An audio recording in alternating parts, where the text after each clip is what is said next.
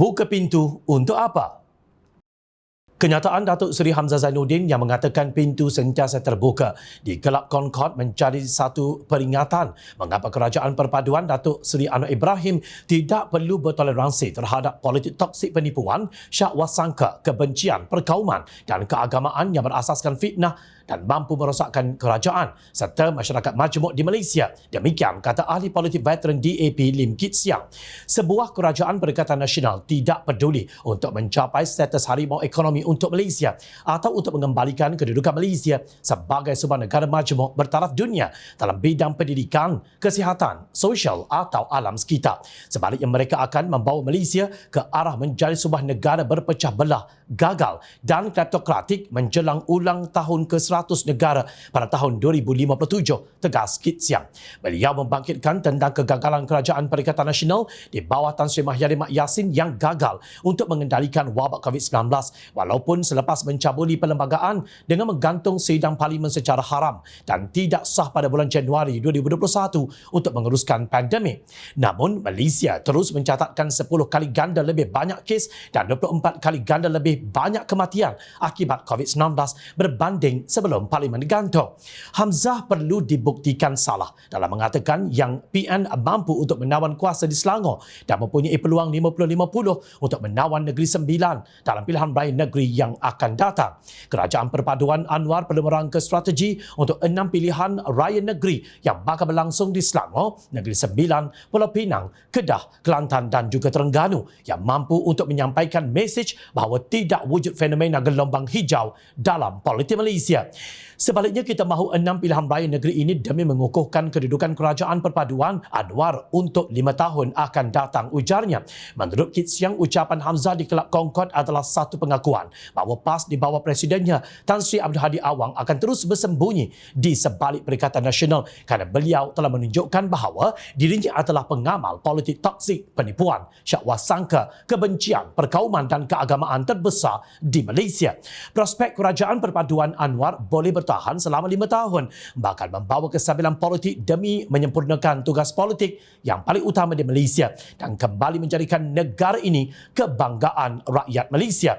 Bukan hanya pemimpin DAP yang melihat gelagat Hamzah itu membawa maksud masih menyimpan keinginan membentuk kerajaan menerusi pintu belakang atau tebuk atap. Menteri Sumber Asli, Alam Sekitar dan Perubahan Iklim Nik Nazmi Nik Ahmad menegaskan bahawa Hamzah wajar menerima hakikat. Naib Presiden Keadilan itu menempelak bekas Menteri Dalam Negeri Kerajaan Tebuk Atap Perikatan Nasional menerusi ciapannya di Twitter. Hamzah Zainuddin masih tidak dapat menerima hakikat penubuhan Kerajaan Perpaduan. Sebaliknya, beliau nak teruskan usaha menebuk atap untuk menjatuhkan kerajaan sebagaimana langkah syaratan dahulu. Sebagai pemimpin parti politik yang sudah kalah pada pilihan raya umum ke-15, apa yang Hamzah patut lakukan? Tumpukan menjadi pembangkang yang berkesan. Rakyat bergelut untuk keluar dari pandemik, inflasi dan banyak masalah lain ketika mana Perikatan Nasional masih mahu merebut kuasa melalui pintu belakang, ciak Nik Nazmi. Adakah pemimpin Perikatan Nasional lupa bahawa kerajaan ini adalah pilihan yang di-Pertuan Agong Al-Sultan Abdullah Riayatuddin Al-Mustafa Billah Shah dan Majlis Raja Melayu? Yang di-Pertuan Agong telah menitahkan Perikatan Nasional membentuk kerajaan perpaduan bersama Pakatan Harapan tetapi ditolak dengan angkuh oleh Mahyadin. Pakatan Harapan, UMNO, Barisan Nasional, GPS, GRS, Warisan dan beberapa ahli parlimen di Sabah akur dengan titah yang di-Pertuan Agong. Anwar Ibrahim, pengerusi Pakatan Harapan yang menjadi pilihan rakyat dan diterima oleh parti-parti politik yang mementingkan kestabilan politik negara, mengangkat sumpah sebagai Perdana Menteri pada 24 November 2022 lalu. Beliau juga sudah membuktikan sokongan 2/3 majoriti pada 20 Disember 2022 di Dewan Rakyat iaitu seramai 148 ahli parlimen. Malangnya Perikatan Nasional dan beberapa pemimpin UMNO terus mencetuskan perbalahan untuk menjana ketidakstabilan politik di negara ini. Datuk Seri Syamuddin Hussein dan Datuk Seri Ismail Sabri Yaakob boleh menafikan apa-apa dakwaan percaturan politik mereka untuk menjatuhkan Presiden UMNO, Datuk Seri Zahid Hamidi, selagi mereka mereka boleh berkata-kata. Namun sejarah membuktikan menerusi kenyataan Mahyadin sendiri bahawa beliau menerima 10 akun bersumpah SD yang melanggar peruntukan dalam Akta Lompat Parti.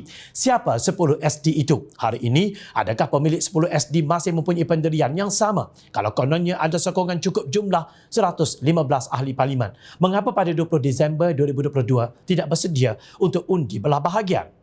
Sebaliknya, pemimpin Perikatan Nasional meroyan pasal istilah kerajaan perpaduan. Cukuplah, tolonglah berhenti berpolitik pintu belakang dan tebuk atap.